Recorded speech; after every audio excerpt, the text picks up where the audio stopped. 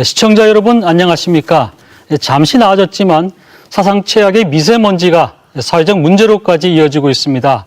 정부에서도 고강도의 미세먼지 비상 저감 조치를 내놓으면서 총력을 기울이고 있는데요. 그중 하나인 노후화력발전소 조기 폐쇄 정책이 논란이 되면서 탈석탄, 탈원전 등 정부의 에너지 정책 전반에 대한 이견이 분분한 상황입니다. 오늘은 이런 문제를 포함해서 미세먼지의 원인과 대책에 대해서 토론해 봅니다. 함께할 패널 소개해드리겠습니다. 더불어민주당 박원주 의원 나와주셨습니다. 네, 안녕하세요. 박원주입니다. 자유한국당 성일정 의원 나와주셨습니다. 네, 안녕하십니까. 네, 충남대 에너지과학기술대학원 조철희 교수 나와주셨습니다. 네, 조철희입니다. 네, 성풍현 카이스트 한전 석좌 교수 나와주셨습니다. 네, 성풍현입니다. 네, 우선 준비된 영상 보시고 토론해 보겠습니다.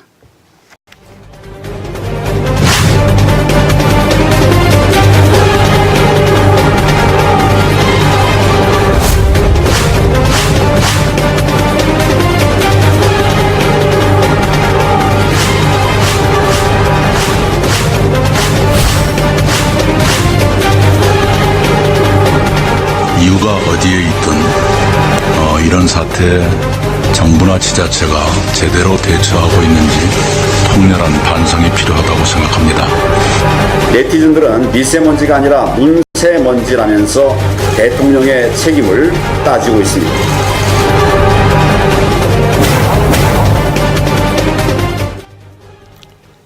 네, 영상을 보셨지만 미세먼지에 대해서 국민청원이 쇄도하고 있고 그 불만을 넘어서 지금 불안 공포까지 이어지고 있는 상황인데요.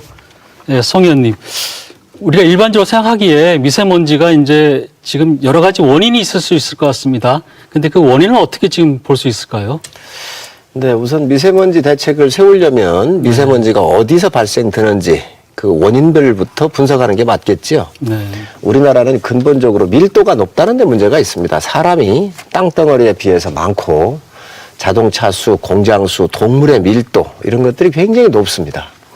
이런 곳에서 다 함께 미세먼지가 나오고 있는 거죠. 첫 번째 공장하고 발전소 같은 데에서 특히 석유와 철강 또 시멘트 같은 이러한 분야에서 나오는 미세먼지 나올 때 이게 삭스, 낙스 이렇게 얘기를 하는데 질소화합물, 황화합물, 더스트 또 화학공장 같은 경우 철강공단 같은 경우는 VOC가 굉장히 많이 나옵니다.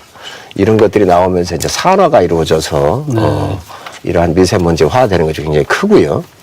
또 이제 발전 부분에서 태울 때 석탄을 태울 때 여기서 나오는 이러한 삭스낙스 비율이 상당히 높습니다. 그래서 이런 공장별을 우선 하나의 중요한 미세먼지가 나오고 있는 곳이라고 이렇게 보시면 되겠고요. 두 번째 운송수단입니다.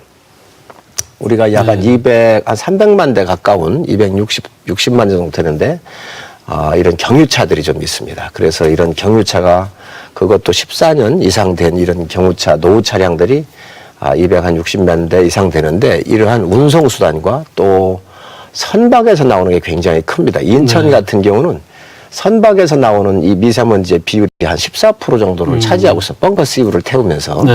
그래서 운송수단이 하나가 좀 있고요. 또 처음 듣는 이야기실 텐데 우리가 이렇게 화장실물을 내려보내면 하수정말 처리장으로 내려가는데 이런 하수정말 처리장이나 가축 분뇨에서 나오는 암모니아 가스가 이러한 질산염 계열하고 황산염 계열하고 결합을 하면서 질산암모늄, 황산암모늄 같은 경우 산화가 되면서 또 나오는 이런 미세먼지가 굉장히 많이 있습니다. 그래서 총체적으로 이러한 전체적인 원인을 좀 봐야 된다. 또 이걸 알고 있어야 해결책을 찾을 수 있다. 이렇게 말씀드릴 수 있습니다. 근데 저희가 느끼기에 똑같이 차를 움직이고 또 공장도 또 가동을 시키고 하는데 유독 어떤 날은 미세먼지가 심하고 또 어떤 날은 또 괜찮기도 하고 그런단 말입니다. 박 의원님, 그러면은 이게 중국 쪽에 영향이 있는 거 아닙니까? 우선 좀 더 보충 말씀드리면 정확하게 보셨는데요. 우선 미세먼지 발생할 수 있는 곳은 직접 배출이 있고 간접 배출 방식이 있습니다. 직접 배출은 말씀하신 대로 소각하고 해갖고 직접 나오는 곳도 있지만 간접 배출이라고 하는 경우가 한 70% 정도 연구 결과. 그리고 좀 전에 말씀하신 대로 이제 황산화물, 질소산화물 이런 부분들이 이제 발생이 된 부분들이 공기 중에 결합을 통해서 미세먼지 이게 이제 70% 정도 된다는 부분이고요. 그러한 부분이 있고 두 번째로는 그러면 어디에서 발생하느냐 했을 때는 정부에서 이건 지난 2014년도에 처음 이제 대책 세울 때 주요 발생 배출량 기준으로 봤을 때 1등이 역시 산업 분야입니다. 38%가 이것도 작년 기준도 마찬가지고요. 두 번째가 수송입니다. 그게 주로 이제 경유차, 이제 주로 이제 실생활을 보면 이제 화물차 같은 경우겠죠. 세 번째가 이제 생활에서 나오는 부분이 19% 정도 되고 발전에서 차지해서 발전에서도 이제 하다 보면 황산 뭐 등등 뭐 석탄 뭐 이런 부분에 이게 이제 전체에 차지하는 포션이 한 15% 정도가 나오기 때문에 그러면 여태 부분은 이제 미세하고 그래서 어느 정부나 이 미세먼지 대책, 저감 정책은 크게 이 분야에 대해서 그러니까 산업, 수송, 생활, 발전 분야를 이제 덩치가 크니까 이거에 대한 저감 대책들이 이제 수립을 하는 거고요. 두 번째는 그러면 도대체 이게 어디에서 만들어진 거냐라고 했을 때는 저는 공식 비공식적으로도 국내 배출과 국외 영향이 분명히 있다. 그래서 가장 최근에 제가 이제 뭐 오늘 토론을 위해서 자료를 찾아보니까요. 2016년 5월부터 8월 이 3개월간의 미 항공우주국, 흔히 나사라고 하는 곳에서 공동 연구를 했습니다. 그래서 2017년 7월에 발표를 했습니다. 그래서 외부 영향, 중국, 북한 등 외부 영향이, 국외 영향이 그 당시 중간 보고서에는 48% 정도, 절반 정도가 외부 영향이 있고 국내 배출 요인은 52%. 그러니까 반반은 중국도 영향, 주변 영향이 중국이 있고. 반, 국내가 이제 그렇죠. 꼭 여기서 중국이 다가 아니라 북한 등 외부 요인이라고 하니까 그래서 공식적으로는 최근에는 국외 영향을 어느 정부에서나 연평균 30에서 50 정도는 외부 영향으로 보고 특히 초미세, 그러니까 미세도 있고 흔히 얘기해서 2.5 PM 2.5가 초미세인데 2.5 마이크로미터 밑에 이하 요 경우에는 초미세에 대해서는 현재 60에서 80 정도로 추정한다. 그래서 이제 이게 국내 대책과 해외 대책을 같이 세워야 되는 그런 양방으로 해야 된다. 뭐 이렇게 저희가 볼 수 이제 있습니다. 인터넷에 댓글들을 보면은 사실은 미세먼지 대책에 나오는 댓글 대부분이 중국에 대해서 이제 많이 영향을 생각을 하고 있고 왜 중국에다 말을 못 하느냐 뭐 이런 얘기까지 많이 나오고 하는데요. 지금 교수님 의원님 얘기로는 한 5대5 정도로 중국 영향이 있다라고 보시는 거고. 네. 안카께서 아까 질문을 주실 때 미세먼지 발생이 어느 날은 발생했다가 어느 날은 왜 발생 안 하느냐 이 말씀을 하셨어요. 네. 그거는 이제 일기 때문에 그렇습니다. 그래서 이 미세먼지는 고기압은 공기가 위에서 아래쪽으로 내려오는 것이고 저기압은 밑에서 땅에서 위로 올라가는 건데 저기압이 있는 날은 바람이 불지요. 그러니까 이 날은 안 생기는 것이고 대류가 정체되는 날 중심으로 해서 이게 이제 고기압 때 있을 때가 미세먼지가 주로 움직임이 없을 때가 주로 많습니다. 그래서 좀 시청자들께서 그렇게 이해하시면 좋을 것 같고 우리 박 의원님이 말씀하신 국내 요인과 국외 요인 얘기를 하셨는데 맞는 얘기입니다. 그런데 지금 현재 2%에 대해서는 우리가 굉장히 고민을 많이 해야 합니다. 지금 중국에서 가진 몇 퍼센트가 넘어왔느냐 이 얘기죠. 중국에 이제 하도 우리 정부가 이제 얘기를 좀 하고 이렇게 하니까 중국에 34개의 그 측정소가 있어요. 이곳으로부터 우리가 비공식적으로 자료를 받고 있다 그러는데 여기에서 나오는 낙스나 삭스요, 더스트 이런 것들이 몇 ppm인지 이거를 우리가 받았으면 이게 한 500-600kg가 된단 말이죠. 우리 서해를 넘어오면서 해무라든가 여러 가지 과정을 거치면서 필터링이 되고 있어요. 그리고 우리 지역으로 넘어오는데 이 넘어올 때 우리의 측정소가 지금 현재 백령도하고 제주도밖에 없습니다. 그리고 이러한 측정을 가지고 얼마만큼 중간에서 필터링이 됐고 얼마가 발생했는데 얼마가 넘어왔는지 이런 과학적 데이터가 없으니까 지금 중국 정부한테 얘기할 수가 없는 거예요. 그래서 정부가 앞으로 이런 부분에 대해서 지속적으로 연구하고 이제 학자들한테 넘겨가지고 네. 이제 기록들을 우리가 가지고 있어야 중국에 여러 가지 요구할 수도 있고 네. 그 근거적인 데이터를 내놓을 수 있을 거라고 생각을 합니다. 네. 조 교수님은 어떻게 보십니까? 저도 우리 박완주 의원님과 의견을 같이 합니다. 네. 만약에 중국의 영향이 크지 않았다면 이런 현상은 설명할 수 없겠죠. 첫째는 청정 지역인 백령도하고 제주도, 강원도 지역에서 미세먼지 수준이 상당히 높습니다. 어떻게 이 문제를 설명할 수 있을까요? 두 번째는 만약에 미세먼지가 국내에서 발생했다면 계절이나 바람에 대한 영향을 거의 타지 말아야 됩니다. 근데 매우 심하게 타고 있거든요.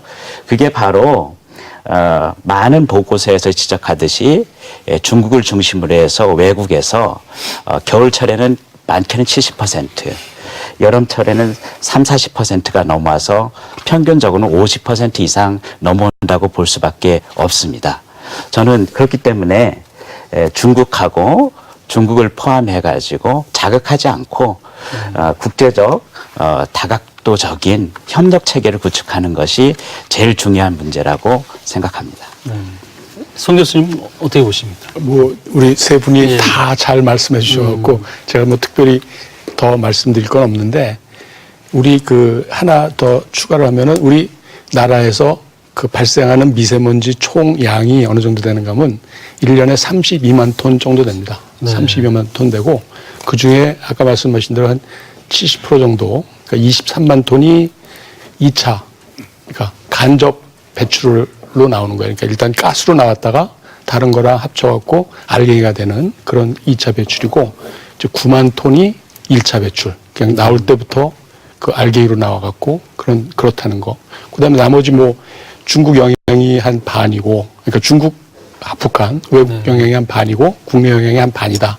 그것도 뭐 정부 자료에 나온 거고 정부의 2017년에 정부 미세먼지 종합 대책 자료라는 게 나왔거든요. 거기에 보면 그렇게 나옵니다. 그렇게 나오고 그다음에 아까 말씀대로 그 산업체에서 많이 나오고 그다음에 이제 그 운송하는데 그러니까 차량 운송, 뭐 선박 운송 이런 데서 많이 나오고 그다음에 또 발전소에서 나오고 그 퍼센티지가 다 지금 그 자료에 나와 있습니다. 예.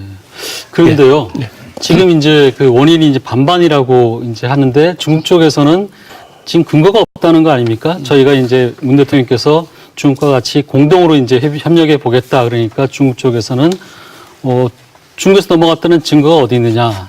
근거가 없다 이렇게 얘기를 하고 있는데 그런 상황에서 국민들은 경유차 서민들이 이제 경유차 운행이 제한되고 여러 가지 하다 보니까 이 모든 원망이 이제 중국 쪽에 넘어가는 거예요. 이 원인은 중국에 있는데 왜 우리들 생활을 어렵게 만드느냐 이런 상황까지 지금 몰린 상황인데 박 의원님 지금 범정부 뭐 기구까지 지금 구성을 한다고 하는데 네네, 중 이미. 대책이 있는 겁니까 어떻게? 우선 뭐 국민들이야 그게 중국에서 넘어오든 국내에서 생산되든 진짜 못 살겠다라고 하는데 양방으로 다 적절하게 저는 정부가 대응해야 된다고 생각합니다. 먼저 제가 갖고 나온 자료가 하나 있는데 이거는 이제 며칠 전 유력 우리 언론에서 보도됐던 내용인데요. 이런 겁니다. 미국 미 항공우주국 테라고 아쿠아라고 하는 이제 위성을 쏴서 이런 지도를 제공을 하는 데인데요. 이 지도를 보시면 2월 26일 날은 우리 한반도가 보시다시피 깔끔합니다. 28일 날 이제 조금씩 이제 들어오기 시작을 하죠. 그리고 이게 이제 지나가고 나서 이 사진을 그대로 지금 인터넷에 공개하고 있는 이와 관련돼서 우리 중국 외교부 대변인께서 한국 미세먼지가 중국에서 온 것인지에 대한 충분한 근거가 있는지 모르겠다라고 하면서 서울에 초미세가 있었는데 그 당시에 베이징에는 없었다라고 하는 근거를 갖고서 반박, 중국 네. 책임이 없다라고 한 거에 대해서 저는 동의할 수 없다라는 거죠. 이미 이러한 객관적인 현재 갖고 있는 이런 흐름이 100%는 아니지만 영향을 줬다라고 한다면 문재인 정부에서 처음으로 두 번에 걸쳐서 지금까지는 미세먼지 관련돼서 의제는 장관급에서 논의를 했는데 두 번에 걸쳐서 정상급 회의에서 의제화했고 이번에 이제 뭐 장기간 되면서 다시 한번 중국하고 공동 개발을 하자. 다 모든 책임이 니네가 아니고 그거로 인해서 우리도 마찬가지 일본 정부에서 그런 우리 때문에 피해가 본다라고 하면 이 구도를 같이 공동으로 연구해서 나가는 것이 바람직고 최근에 뭐 청천 프로젝트니 실제로 그런 협약도 했고요. 이런 부분들을 갖고서 기술 개발도 하고 원인 분석도 분명히 해야 할 필요가 있다. 이렇게 생각을 하기 때문에 저는 국내 대책은 국내 대책대로 우리 문재인 정부에서는 아까 말씀하신 32만 톤 정도에서 22만 약 30%를 저감하겠다 이런 발표를 했고 얼마 전에 최근에 다시 수정해서 5%를 더 저감하는 그래서 며칠 전에 국회에서 통과된 그 저감 법안들이 8개가 통과됐는데 그 중에는 보호도 있지만 그야말로 좀 작은 뭐 수송 부분이라든지 제한들이 좀 강화하는 거 이런 부분들을 통해서 이건 중장기적 효과가 날 수 있는 제도적 보완이다. 저는 이렇게 생각을 하고 있습니다. 한국당에서는 지금 어떻게 보십니까? 지금 얘기하신 부분에 대해서. 우리 박원주 의원님 말씀하신 대로 중국의 영향이 있는 거 분명히 맞죠. 그건 왜 그러냐면 우리가 이게 계절별로 기단이 있어요. 요즘 같은 경우는 양쯔강 기단이 이제 우리 쪽으로 넘어오고 여름철 같은 경우는 북태평양 기단이 와서 우리가 더운 거고요. 가을에는 오우츠케가 주는 기단이 또 내려오고 겨울철 같은 경우 시베리아 기단이 내려오는데 이 봄철에 주로 많이 날 때는 왜 저런 얘기를 중국 사람들이 상당히 무식한 이야기입니다. 중국 정부가. 왜 그러냐면 양쯔강 기단이 밀려오면서 베이징을 비롯한 중국 거를 밀어내가지고 우리 쪽으로 온 거죠. 그러니까 베이징이 좀 적을 수가 있습니다. 저희도 스쳐 지나가겠지만 그래서 이건 기단에서 오는 그런 흐름에 우리 쪽에 온 영향이기 때문에 그 스스로 아마 기단 얘기라면 그 반박을 못 할 거예요. 중국 정부가. 그래서 중국 정부의 중국에서 넘어오는 미세먼지가 우리 쪽에 오는 것은 뭐 틀림없는 일이죠. 근데 저거를 좀 더 우리가 이제 모니터링하고 과학적으로 잘 우리가 더 연구를 해서 대응을 해야 될 그런 문제가 있습니다. 지금 또 이제 국회에서 여러 가지 그 법들이 이제 통과되고 그러는데 이 미세먼지 같은 경우는 법 이전에 여러 가지 우리가 예비비도 있고 또 이 재난에 속하는 거로 다 통과가 됐기 때문에 바로 정부가 예산을 집행을 해서 이러한 그 원인별로 바로 대책을 좀 세울 수 있도록 그렇게 서둘러야 합니다. 네. 정부가 지금까지 시행했던 미세먼지 저감 조치에 대해서는 어떻게 보십니까? 어떻게 평가하십니까? 아주 미온적으로 했다고 봐야죠. 예를 든다고 한다면 민간 기업 같은 경우는 손을 댈 수 없이 이렇게 좀 방치하고 있는 부분이 있고요. 특히 발전소 같은 경우는 공공의 영역이기 때문에 요소수를 통해서 한다든지 이런 여러 가지 방법으로 싹수와 낙스를 잡을 수 있는 방법이 많이 있습니다. 그런데 돈이 많이 들지요. 이미 우리 지역에 있는 서부발전은 1호기에서 4호기 같은 경우는 싹스를 10ppm 이하로 한 7ppm 정도 나오는 정도로 해서 굉장히 청정한 이런 상태로 지금 현재 만들어 놓아 있습니다. 이것들이 예를 들면 석유화학, 철강 다른 모든 부분에 이렇게 가야 되고요. 또 우리나라에 약 한 1,000만 대 가까운 디젤 자동차들이 있는데 노후화되어 있는 연식이 오래된 거 2005년 이전에 나온 이런 것들도 있는데 이런 거 같은 경우는 DPF라고 그래서 우리가 빨리 저감 장치 같은 거를 우선적으로 정부가 다룰 수 있다고 생각합니다. 그런데 예산이 폐차 예산으로 1,400억밖에 설정을 안 해놨어요. 그래서 이런 부분들을 정부가 빨리 조속히 실시를 해야 한다고 생각합니다. 네. 예. 하여튼간, 미온적이다라고 볼 수밖에 없습니다. 현재 이제 갈수록 우선은, 기준을, 미세먼지든 초미세먼지의 기준을, 문재인 정부 들어와서 더 낮췄죠. 국제적 수준으로 낮췄기 때문에 앞으로는 발생된다라고 하는 이야기들이 한 예전 기준으로 하면 한 4.5배 이상 발생할 거다. 동일하게 그 옛날 기준으로 한 거 말고 신기준으로 하면. 그러면 계속 이제 국민들은 이제 불안하는데 방금 말씀하신 것처럼 2022년까지 약 7.8조 정도를 들여서 미세먼지를 투여한 예산을 연도별로 계획을 했고 얼마 전에 IMF에서 와서 뭐 그보다 조금 많은 9조 정도는 뭐 써야 되는 거 아니냐 이런 의견도 줬는데요.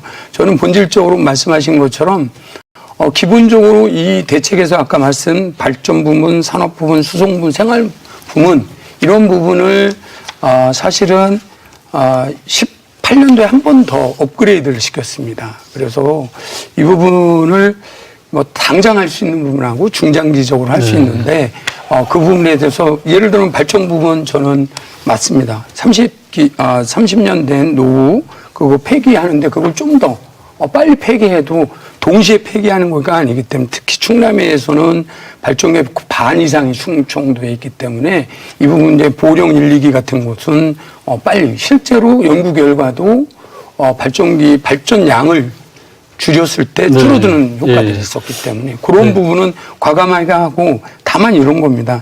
누구든지 1950년도 런던 하면 스모그 이게 석탄이다. 그러니까 석탄을 규제하는 엄청난 규제들을 강하게 했고요.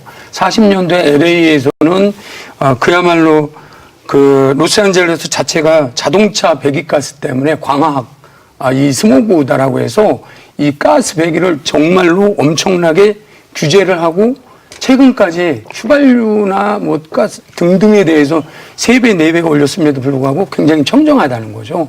그러면 우리가 방금 말씀드렸던 것처럼 원인이 진단이 된다면 국내부터라도 사실은 어려움은 있겠지만 얼마 전에 며칠 전에 한 거는 LPG 가스 보급을 다 열어주겠다 뭐 이 정도인데 근본적으로 경유차가 3번째로 문제가 된다면 저감 장치를 과감하게 하고 언제까지는 일몰을 해서 최소한 그런 숫자를 뭐 보상이라든지 이런 부분들을 보완을 해서 과감하게 하지 않으면 이거는 계속 반복된 일로 갈 수밖에 없다. 이렇게 저는 생각합니다. 지금 이제 말씀 얘기가 나왔는데 저희가 이제 정부 대책 중에서 가장 이제 강도 높은 대책이 노후 화력 발전소를 조기 폐쇄시키겠다는 부분인데요. 이 부분에 대해서 먼저 저희가 VCR을 좀 보고 또 토론해 보겠습니다. 고농도시 석탄 발전 80% 상한제약 대상을 현재 40기에서 60기로 늘리고 저유황탄 사용을 확대하는 한편 노후 석탄 발전 2기는 추가 조기 폐쇄를 하도록 하겠습니다. 미세먼지와 온실가스 등으로 도민에게 큰 고통과 불안을 안겨주고 있어 노후 석탄 화력 발전소의 조기 폐쇄가 2020년까지 조속히 이행될 수 있기를 기대합니다. 당장 지금이야 모르지만 여름 오면 에어컨 없으면 안 될 텐데 하는 생각을 많이 하고요. 저희 같은 매장에서는 이제 전기 부족해서 정전 걱정이 좀 되죠. 정전이 되지 않을까 하는. 네. 노후 화력 발전소가 조기 폐쇄될 경우에 당연히 충남도나 뭐 지역 주민들은 환영하는 입장이지만 한편에서는 이제 전기세를 인상을 우려하는 목소리도 있습니다. 송 의원님, 지금 지역구에 아마 화력 발전소가 있는 걸로 알고 있는데 어떻게 보십니까? 지금 조기 폐쇄는 지금 서둘러야 된다고 보시는 거죠? 석탄을 덜 때면 최고 좋은 방법이지요. 네. 그래서 뭐 노후화된 거를 우리가 더 개량한다든지 신규를 교체한다든지 하는 방법도 있겠지만 근본적으로 화석 연료를 줄여나가야 합니다. 그럼 우리가 대체제가 있어야 되지 않겠어요? 대체제가 있어야 되는데 무턱대고 정부가 밀어붙일 수는 없는 거죠. 지금 우리 시민들께서 이야기하셨듯이 지금 전기세 인상이나 여러 가지 문제점을 좀 하고 있지 않나요? 걱정하고 계신데 우리가 이렇게 보면은 카메라로 이걸 좀 잡아주시죠. 그래서 지금 우리 그 전기가 생산되고 있는 지금 그 상태를 이야기한 건데 지나간 과거 3년 동안 추이를 본 겁니다. 원자력이 30%에서 지금 23% 정도까지 이렇게 떨어졌어요. 네. 지금 탈원전 정책에 의해서 지금 현재 원자력을 자꾸 축소하고 있는 거예요. 두 번째, 이게 원자력이 많을 때는 40%, 42%까지도 올라갔었습니다. 전기 생산량에. 그러다가 근간에 와가지고 이렇게 3년 동안 계속 추락하는 이런 그래프를 좀 보고 계시고 석탄이 이제 한 2% 이상 올라가고 나머지를 또 LNG에서 나가는데 석탄이나 LNG 같은 경우는 다 화석연료입니다. 이걸 태우면서 다 미세먼지가 나와요. 자, 그러면 우리가 탈원전 정책이 과연 적정한가? 이 정부가 지금 탈원전 정책을 쓰고 있는데 우리 미세먼지하고도 관련되고 전기 요금하고도 관련되고 산업 경쟁력하고도 관련이 있어요. 그래서 이런 부분들은 이번에 미세먼지를 다룰 때 함께 정책적으로 봐서 국가의 전환을 좀 우리가 할 필요가 있다. 또 이런 원전의 비율을 좀 높여가면서 우리가 석탄에 대해서 노후 화력 또 그보다 좀 덜한 거라도 우리가 줄일 수 있지 않겠나 하는 그런 대안을 갖고 있습니다. 조 교수님, 실제로 그동안에 이제 석탄 화력 발전 발전량이 증가했습니까? 새로운 정부 들어와서 원전 비중이 떨어뜨려졌고 석탄 비중이 높아졌는데요. 그건 사실입니다. 그리고 성일정 의원님께서 아까 중요한 포인트인데요. 우리나라 발전소는 굉장히 클린한 발전소입니다.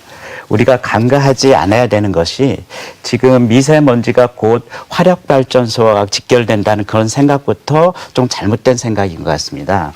왜 그러냐면은 PM25, 2.5 마이크론 언더사이 PM 배출원을 보면은 60~70%가 다 산업이고요.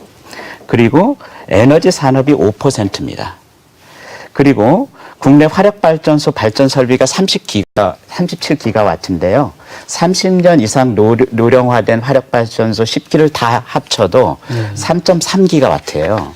그렇다면은 전체적으로 10기를 다 다운시켜도 미세먼지 제거 효과는 0.5%입니다. 만약에 노후된 화력발전소 10기를 폐쇄하려면 보다 다른 효과까지 더 고려해가지고 다운시키는 게 맞다고 봅니다.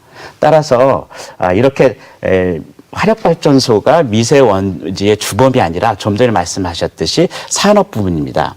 산업 부분은 화력발전소의 대량 보일러하고 틀리거든요. 중소형이거든요. 거기에 대한 규제 그리고 효율이 높은 에피션시가 높은 신버너를 공급해주는 정책 그런 것들이 더 중요한 것이지 지금 화력발전소를 다운시킬 필요는 없다고 보고요. 만약 계획대로 6기를 다운시키더라도 작년 기록적인 폭염이 일었을 때 6기가와트의 예비 전력이 있었습니다. 화력발전소 13기죠. 그리고 6기를 하더라도 제가 봐서는 거의 여름철 피크 전력에는 영향을 못 줍니다. 따라서 이 화력발전소를 폐지하는 것은 미세먼지와 굉장히 조금 관련되지만 범위로 봤을 때 사회적 합의가 된다면 충분히 폐쇄할 수 있는 것으로 생각하고 있습니다. 저희로서는 사실 저희는 이제 화력발전소가 그동안에 이제 미세먼지 주범으로 알고 있고 그렇게 지금 대응을 하고 있고 미세먼지 대책을 나올 경우에 가장 먼저 하는 게 80% 가동을 이제 시키는 그런 상황으로 알고 있는데 지금 교수님 얘기는 큰 영향이 없다는 거거든요. 네, 그렇습니다. 화력발전소를 다 멈추더라도 미세먼지 저감 효과는 0.5% 이하고요. 데이터를 갖고 말씀드릴게요. 보완해서 말씀드리면 진짜 누구 마녀 사냥을 하면 안 됩니다. 사실 모든 요인이 있는데 아직 모두에 말씀드렸듯이 32만 톤 중에 산업 분야에서 이제 14년 배출 기준으로 보면요. 산업 분야가 38%인데 이게 12만 3천이에요. 그 다음에 두 번째가 수송 분야가 28%인데 이게 약 9만 톤을 생산하고요. 그 다음에 생활에서 나오는 거, 아까 이게 6만 1,000톤 정도고 발전소에서 나온 건 실제 4만 9천 톤 정도가 이게 이제 기준이거든요. 요걸 기준으로 해서 19년도도 비슷합니다. 이제 이 배출량을 말씀드리면 프로테이지가 비슷해도 이걸 22년까지 그 프로테이지만큼 줄이겠다라고 하는 건데 한 가지 더. 그래서 발전소도 줄여야 되죠. 근데 이게 주범이다. 그건 아닙니다. 산업으로부터 나오는 그러니까 이제 공단 지역이 더 많이 초미세나 미세먼지가 많이 생기는 거고요. 아까 말씀드린 백령도 같은 데는 외부 요인이 좀 더 강한 거고. 최근 자료를 보면요. 이런 거예요. 2016년도에 석탄 발전 미세먼지량이 3만 679톤이었어요. 근데 2018년도는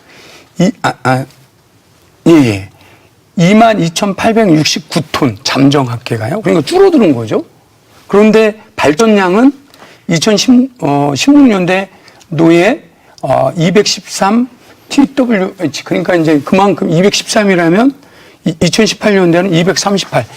그러니까 발전량은 늘었는데 미세먼지 양은 오히려 다라고 하는 말씀을 아까 말씀드린 것처럼 우리가 저감 장치도 하고 탈황 장치도 하고 이게 여느 제3세계하고 좀 다른 그러함에도 불구하고 나오는 건 분명히 있기 때문에 약 15% 정도를 전체 양 중에 차지하고 있기 때문에 그래서 30년 이상 된 발전소는 조기에 폐기하는 게 맞다. 다만 여기서 한 말씀만 더 드리면 이렇게 하면 혹시 전기료가 올라가는 거 아니냐 또는 뭐 블랙아웃이 되는 거 그렇지 않습니다. 우리 예비율을 항상 한 120% 잡는데요. 이게 동시에 뭐 9기를 다 없애는 것이 아니기 때문에 특히 이제 예를 들면 당진 같은 경우는 화력발전소, 석탄발전소를 조금 같은 화력이지만 LNG 발전소로 전환. 그래서 그렇게 가동이 되면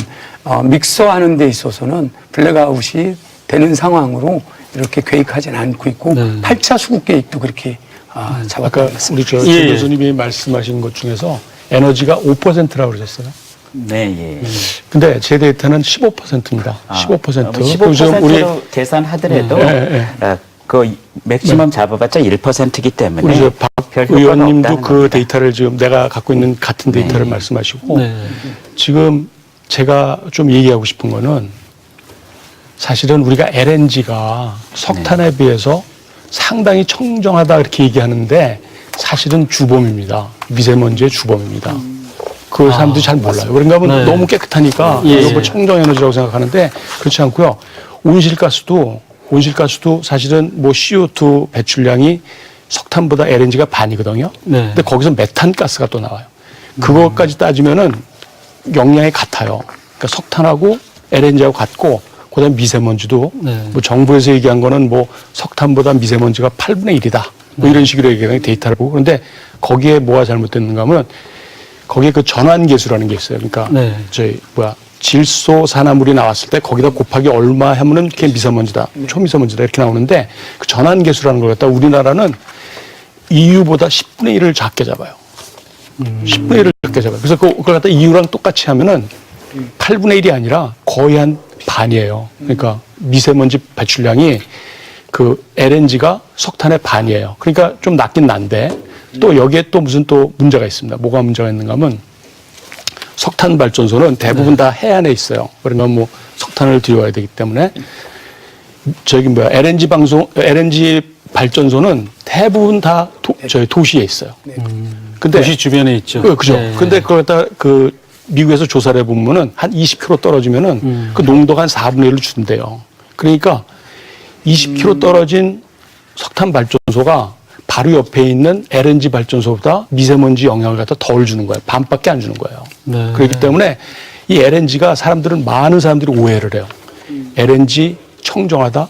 사실은 그렇지 않아요. 그러니까 미세먼지도 굉장히 안 좋은 영향을 주고, 저 도시에 사는 사람들한테, 그 다음에 온실가스도 많이 배출하고, 그러니까 온실가스도 많이 배출하니까 그 온실 효과도 많이 내고, 그런 문제가 있는데, 지금 이 정부는 내가 보기에는 석탄 줄이고, 원자력 줄이고, 이렇게 해서는 지금 늘리는 게 전부 LNG예요, LNG.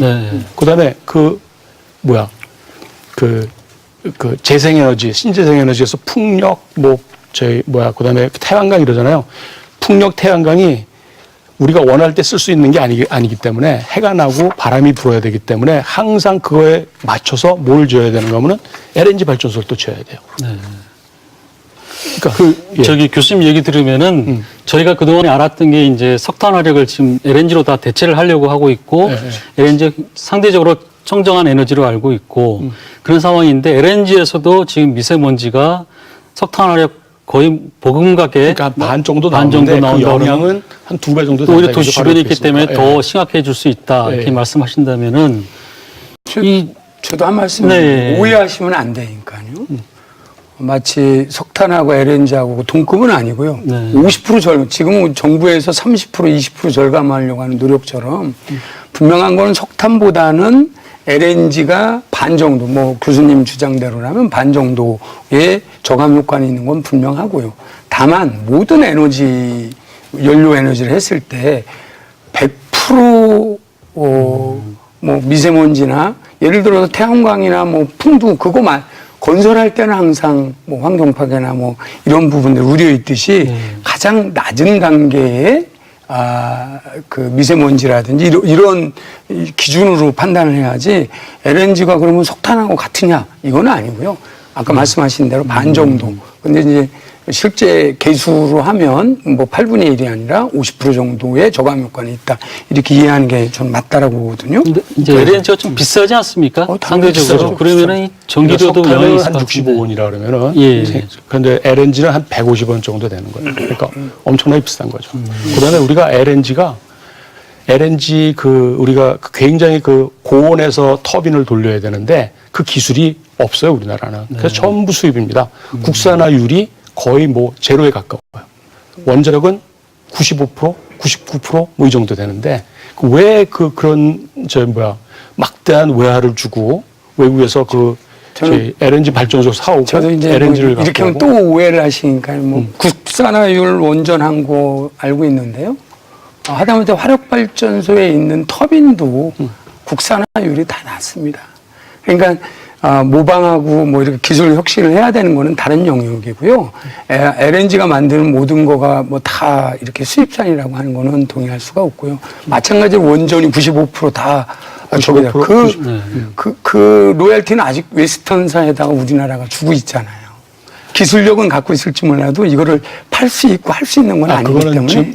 좀 지난 얘기고요. 네. 지금은 전에 뭐 95% 그래갖고서 우리가 뭐 국산화 못한 게 뭐 세계의 기술이라는데 그것도 다 해결했어요. 그러니까 그래서 사실은 뭐 100%라고 얘기해도 맞습니다. 예, 저희가 지금 성 교수님 말씀을 주셨는데 우선 시청자들한테 좀 도움을 드리기 위해서 이게 이제 우리 미세먼지를 따질 때 PM10, PM2.5 이렇게 얘기를 하잖아요. 아마 이런 이해를 좀 하시면 좋을 것 같아요. 이게 우리 몸속에 지니고 있는 이 코털이 굉장히 중요합니다. 이 코털에 묻어있는 점막이 있고 그래서 이 PM10은 우리가 들이마셨을 때 코털이 걸러낼 수 있는 미세먼지의 사이즈 이렇게 하고 PM2.5 아래로 내려가면은 이 코털의 점막이 이제는 걸러내질 못하는 거예요. 그래서 굉장히 중요한데 지금 여기에 우리가 정책적 측면을 좀 봐야 합니다. 이 LNG 얘기를 하셨는데 이 LNG는 카타르나 이런 중동 국가에서 나올 때 그 가스를 축출을 하면서 거기에서 황성분이나 질소 성분들을 제거를 많이 하고 오지요. 90% 98% 이렇게 제거를 하고 오기 때문에 청정하다 이렇게 이제 얘기를 하는 거 아니겠어요? 이거 태울 때 초미세먼지가 더 많이 나옵니다. 초미세먼지. 그렇습니다. 예. 그래서 지금 우리 성 교수님께서 지적하시는 게 굉장히 맞고 이제 우리가 밸런싱을 좀 해봐야 되지 않겠어요? 밸런싱을 해야 되는데 그러면 LNG도 적게 태워야 되고 석탄도 적게 태우면 무슨 대안이 있을까? 그게 이제 바로 원자력이라는 거예요. 풍력이나 또 솔라 에너지가 있을 수 있습니다. 그런데 이 부분은 우리 성 교수님께서 말씀 주셨듯이 대체의 에너지가 또 나와야 돼요. 그때 LNG를 할 수밖에 없거든요. 가장 키고 화력발전소나 원자력발전소는 끄고 싶을 때 끄고 켜고 싶을 때 켤 수가 없습니다. 이거는 큰 설비고 산업이기 때문에. 근데 LNG의 발전소는 쉽게 셧다운을 할 수가 있어요. 그런 면에서는 굉장히 효율적인 부분이 있는데 우선 아까 말씀하신 대로 단가도 문제도 있고 또 여기에서 나오는 원자력에 비하면 엄청난 미세먼지가 여기 나오지요. 그런 여러 가지 환경적 요건, 건강의 요건 여러 가지 이런 것들을 고려해서 제가 볼 땐 그래도 가장 국가에서 앞으로 가야 될 길을 찾아야 되지 않나 싶습니다. 예, 동의해서 한 말씀만 드리게 자료를 근거로 해서요. 제 주장이 아니고요. IEA라고 하는 최근 자료를 보면요. 방금 말씀하신 것처럼 이게 이제 에너지 믹서라고 합니다. 원자력, 뭐 화력발전, 수력, 신재생. 자, 우리가 원자력을 제일 많이 지금 쓰고 있는 데가 프랑스죠. 70% 정도. 이제 77%입니다. 2015년 기준으로. 절대적인 양은 미국이죠. 그렇죠. 프랑스가 이제 믹서 얘기를 한번 해볼게요. 어떻게 77%임에도 불구하고 석탄이 2%고 LNG가 3.5%입니다. 우리나라 LNG는 이제 뭐 3%대가 아니고요. 그 다음에 제일 낮다라고 하는 6.6%. 그러니까 우리가 저는 나름대로 우리 원전에 대해서 지금까지 기여한 거에 대해서 부정하지 않습니다. 36% 정도고요. 석탄이 한 뭐 29%인데 발전량으로 보면 뭐 비슷하게 이렇게 해왔는데 그 영국을 한번 볼까요? 원전이 25년 기준 모두 원전이 20% 20%예요. LNG가 아까 얘기했던 석탄이 22%고 LNG가 29%입니다. 그리고 신재생에너지가 23%입니다. 요런 모델이 있는 거고요. 독일을 한번 볼까요? 독일은 원전이 2010년도에 22%에서 2015년 14% 줄어든 거는 메르켈가 제일 먼저 후쿠시마 터지자마자 이제 하고, 석탄이 43%하고 LNG가 9.7%하고 신재생에너지가 2.7%. 제가 이제 말씀드리고자 하는 거는, 저희가 그러면 잠시 우리 국민들은 과연 이 부분에서 어떻게 보고 있는지 얘기를 한번 좀 들어보도록 하겠습니다. 원전으로 막대한 전력을 공급하고 있는데 그걸 안 하려고 산가스 태양열 개발하고 또 화력발전이랑 다 연관되어 있으니까 무조건 탈원전하면 안 된다는 생각이 드네요. 미세먼지의 가장 큰 원인은 화력발전소와 경유차 증가라고 할 수 있고, 원전과는 큰 관련이 없다고 보고 있습니다. 이거는 정치적으로 미세먼지라는 재난을 이용해서 정치적인 발언을 하기 때문에 이런 가짜뉴스가 나온다고 생각하고 있습니다. 네, 지금 방금 이제 보셨듯이 이제 미세먼지가 늘어난 것이 석탄 화력이 늘어났기 때문이고, 그래서 곧 탈원전에서 비롯된 것이다. 또 이런 여러 가지 연관성에 대해서 얘기를 하고 있는데, 지금 탈원전하고 미세먼지하고 지금 관련이 있다는 거잖아요. 그죠? 있다고 봅니다. 예. 있다고 봅니다. 그러니까 지금 우리 조 교수님이 말씀하신 것처럼 에너지 부분이 그렇게 크지가 않기 때문에 따지면은 그게 부분이 작지만 전 분명히 있다고 봅니다. 지금 중국이 지금 이 초미세먼지 기후변화 문제 때문에 굉장히 고생하잖아요. 그 사람들이 가장 지금 밀어붙이는 게 뭔가 하면 원자력 발전소 건설입니다. 그 사람들이 2030년까지 지금 40몇 개인데 150개까지 짓겠다. 150개까지 거의 해마다 10개씩 짓고 있는 거예요, 지금. 그러고 그다음에 또 미는 게 지금 전기차입니다, 전기차. 중국이 전기차와 원전 그걸 해갖고 어떻게 이 기후, 미세먼지 이런 문제 갖다 해결하려고 애를 쓰고 있는데, 저는 분명히 탈원전하고 이 미세먼지 증가하고 관계가 있다고 봅니다. 특히 주범은 LNG라고 봅니다. 예. 네. 교수님은 어떻게 보십니까? 네. 우리가 미세먼지를 볼 때 지금 발생원만 계속 강조하시고 계시거든요. 아까도 말씀드렸지만 매우 많은 부분이 외국에서 오는데, 외국에서 오는 기원은 기후변화 때문에 그렇습니다. 그리고 자체 내로 발생된 미세먼지도 있고요.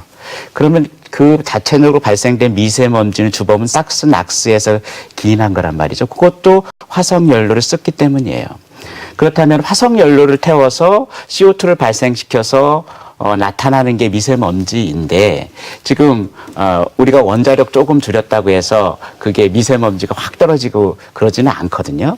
따라서 기후변화를 우리가 잘 대응해야 되는데, IEA 보고서를 보게 되면은 첫째는 좀 전에 제가 강조드렸듯이 에너지 절약 기술입니다. 메인 소스인 산업 부분에서의 미세먼지 줄이고 에너지 줄이고 하는 게 첫 번째고요. 그리고 원자력도 매우 중요하고요. 그리고 그다음 중요한 게 신재생 에너지, 그리고 카본 캡처 기술. 근데 공교롭게도 이런 기술들은 에너지 절약 기술을 제외하고, 원자력 기술도 포함되겠지만 제외하고는 먼 뒷일 이야기입니다. 따라서 저희들은 탈구 절약을 쓸 때 적절하게 써야지 확 뺄 수는 없는 거거든요. 그래서 제가 봐서는 에너지 믹스는 이런 것이 다 고려해서 우리 산업 현장의 파급 효과가 가장 적게 하면서 에너지를 확보할 수 있는 믹스로 가야 된다고 저는 보고 있습니다. 저희가 이제 의문을 가지는 게요. 네. 지금 말씀하셨듯이 이제 복합적으로 하면 좋겠지만, 현재로서는 어쨌든 원전 비중이 굉장히 감소가 되고 있고, 신재생 에너지는 좀 불확실하잖아요. 네네. 그래서 우리 한국적인 상황이 이제 바람이나 태양이 아주 땅이 넓어서 이제 네네. 그런 부분이 다 커버될 수 있는 부분도 아닌 것 같고, 그럴 경우에 이렇게 급격한 탈원전이 과연 그런 에너지 수급을 잘 적절하게 대응할 수 있는가, 이런 좀 의문도 좀 생기고 그래요. 전기료가 올라갈 수밖에 없지 않을까 생각이 드는데요. 팩트만 확인할게요. 예. 교수님한테. 문재인 정부 들어와서 탈원전 정책을 해서 원전 양이 가동을 중단시켜는 이러지는 않았습니다. 짓는 거에 대해서 이제 20년 뒤에 만들어낼 그 원전을 뭐 공론화해서 했을 뿐이지 절대량이 엄청 줄었나요? 줄었습니다. 그거 어느 뭐냐면, 정도 줄었죠? 그러니까 보통 우리가 그 아니, 탈원- 이게 기본으로 이제 예. 그러니까 메가와트가 있으니까 우리 저 뭐야 7%가 우리 줄었어요. 7%. 예, 우리 저 성일종 그렇죠? 위원님께서 보여주셨는데 네. 이게 원자력이 줄은 겁니다. 이게 파란 거. 예. 그래갖고서 퍼센티지로 하면은 그러면 전체 믹스하는 게 몇 프로 정도 되나요? 믹스가 예, 우리 지금 원전 포션이. 원전 포션이 한 작년에. 20 몇 프로입니다. 23%. 23%죠? 예. 23%? 저는 40%까지 갔었습니다. 36%. 통상은 이제 36% 정도 하고 예. 시설은 다 돌리는 게 아니니까 예. 정비도 해야 되고 뭐 석탄도 마찬가지고. 그리고 그 이제 가동률, 그러니까. 원전 가동률이 전에는 90%였는데 네네. 그게 작년엔 65%였어요. 예, 그거는 뭐 여러 가지 요인이 세워서 생길 수 그래요. 있죠. 세워서. 세임 세워서. 문제도 있고 예. 있는 거를 일부러 세우잖아요. 정비를 위해서 기본 정비 기간도 있는 거 아시잖아요. 맞습니다. 예. 그런 게 포함이 되면 예. 가동률이 떨어지는 거고. 전에는 이렇게 연료를 교환하기 위해서 보통 한 달 이렇게 좀 예. 세우는데 그래서 제가 말씀드리고 이거는 싶은 거는 이런 거예요. 뭐 지금 수치가 믹서상으로 23%고요. LNG가 높아졌다라고 해서 제가 아까 이제 쭉 데이터를 말씀한 거는 여러 가지 유형이 있어요. 그렇다고 그 나라가 망하느냐? 이게 다 앞서서 다 선진국이라고 하는 데서 에너지 믹서 정책을 어떻게 할 거냐? 이런 부분에서 지금 우리가 23%면 프랑스 다음으로 많은 나라예요. 그죠? 에너지 믹서상으로. 절대량이 아니고. 그리고 LNG로 보면 우리가 차지하는 포션이 일본은 39%고 우리는 아직 두 자릿수가 안 되는 걸로 알고 있어요. LNG로. 왜냐하면 이거는 이제 스파지기 때문에. 그래서 마치 당장 이 정부 들어와서 있는 원자력에서 나오는 이런 거를 그건 최대한 20년이든 있는 동안은 가동을 하고 하는 건 맞고요. LNG는 다만 한 말씀. LNG를 전환하면서 그동안은 사실은 18년까지는 과잉이 됐었어요. 이 시설 투자가. 왜냐하면 원래 목적은 스팟 물량이었어요. 피크 관리한다고 했잖아요. 예, 그 부분을 하기 위해서 막 돈이 되니까 졌는데 실제로 많이 시설량이 근데 전체 차지하는 포션은 외국에서 최고 낮은 데가 프랑스가 3.5%인데 지금 15년 기준으로 했을 때 저는 아직은 이게 이제 LNG가 과잉이다. 전쟁이죠. 네, 우리 성 의원님 좀 말씀 먼저. 제가 한마디만 할게요. 네. 예. 왜 그 나라를 따라가려고 그럽니까? 아니, 그러니까 그런 게 아니라. 지금 영국은 자기네들이 지금 잘못하고 있다 그래서 지금 바꾸고 있는 중이에요. 그러니까 석탄, LNG 이런 거 다 없애고 오로지 재생하고 신재생하고 원자력으로만 하려고 지금 목표를 잡고서는 움직이고 그게 있고. 미세먼지가 영향이 있습니까? 그렇죠. 그 목표가 그거예요. 기후 때문에 그 목표를 잡은 거예요. 기후 때문에 지금 그 포션을 갖다 다 바꾸고 원자력하고 재생으로만 가려고 원전하고 그러고 친재생으로 간다는 거죠. 독일을 사람들이 얘기하는데 독일은 잘못된 나라입니다. 에너지 정책이 잘못된 나라입니다. 그건 아주 명백해요. 그래서 독일이 지금 어떻게 하지도 못하고 막 그러지만 독일은 에너지 정책이 잘못됐는데 우리나라 사람들은 하는 얘기가 왜 독일도 하는데 우리 못하느냐. 그걸 쫓아가려고 그래요. 그 독일 정말 잘못된 겁니다. 네. 일본은 어떻게 되나요? 일본에 대해서는? 일본은 지금 다시 그 후쿠시마 나고 난 다음에 다 문 닫았다가 지금 9개가 다시 돌고요. 지금 2030년까지 자기네들 전기의 20 내지 22%를 갖다가 생산하는 게 목표입니다. 그리고 원래 예전에 네. 25%였어요. 예. 근데 그 정도 하시고요. 완전히 예, 제로 성 의원님. 지금 우리 박 의원님 말씀을 하시는데 프랑스 예를 드시는데 제일 우리가 높습니다. 여러 가지 좀 봐야 돼. 기후적 조건, 프랑스의 기후적 조건, 그다음에 지형적 조건, 또 자본을 갖고 있는 여러 가지 이런 기준적 조건들을 봐야 될 텐데 이런 게 틀립니다. 프랑스 같은 경우는 태양광이나 이런 걸 해도요, 이제 개활지가 넓고 이 자연 에너지를 받을 수 있는 조건이 좀 낮지요. 그래서 그거를 이렇게 직접적으로 우리하고 똑같이 대비하시는 거 좀 잘못됐다고 보여지고. 프랑스는 그다음에 신재생활. 지금 이제 우리가 원자력 같은 경우가 분명한 데이터로 나옵니다. 그래서 우리가 많이 전력의 생산 비율을 차지할 때는 한 42% 같고요. 지금 23% 정도에 와 있는데 이 내려온 것만큼 화석연료를 태울 수밖에 없는 거예요. 이거는 나오는 싹수와 낙스의 양을 환산해서 계산하면 미세먼지 양이 늘어가게 돼 있습니다. 네. 이건 아주 과학적인 거예요. 그래서 이거 이외에는 무슨 대안이 없다. 또 이제 말씀드리고, 그리고 이제 원자력 그렇게 얘기를 하시는데, 맞습니다. 전 세계가 조금 줄였지요. 후쿠시마 사태 같은 경우를 보면서. 근데 후쿠시마 사태도 우리가 지진 때문에 이 사고가 난 게 아닙니다. 네. 쓰나미 때문에 왔는데 그때 비상발전기가 물에 잠겨서 못 쓴 거예요. 네. 지하에 있었기 때문에. 예. 그래서 이 지하에 있었던 발전기를 이제 위로 올리자 이렇게 된 거예요. 그래서 일본도 다시 복구해서 지금 자꾸 비율이 올라가고 있고, 독일도 7기가 지금 돌아가고 있습니다. 네. 그래서 전 세계가 이 대안이 없기 때문에 이제 원자력으로 가면서 미세먼지나 여러 가지 이런 부분들을 줄여 나가고 있다는 말씀드립니다. 네. 조 교수님, 지금 이제 말씀하셨듯이 그거 어떻게 보십니까? 그건 이제 지정학적 위치를 잘 봐야 됩니다. 네. 독일, 일본 등등을 언급하셨는데요. 독일은 신재생 에너지가 조금 흔들리더라도 그리드가 유럽하고 다 맞물려 있고, 맞습니다. 스마트 그리드. 또 그리고 메탄 가스가, 내추럴 가스가 원활히 공급되는 지역입니다. 근데 한국하고 일본은 약간 틀리죠. 그래서 리뉴어블 에너지 리소시스도 거의 우리는 없습니다. 이런 관점에서 조금 어려운 부분인 것 같은데. 예. 신재생 에너지원이 없다는 거죠. 빛이 강하거나 바람이 세지는 않다는 거죠. 그렇다면은 지금 탈석탄하고 탈원전하면은 미세먼지 이거 어떻게 해결되나요? 그러니까 적정한 어떻습니까? 포인트가 있습니다. 제가 예. 원자력을 반대하는 사람도 아니고 석탄을 굉장히 옹호하는 사람도 아닙니다.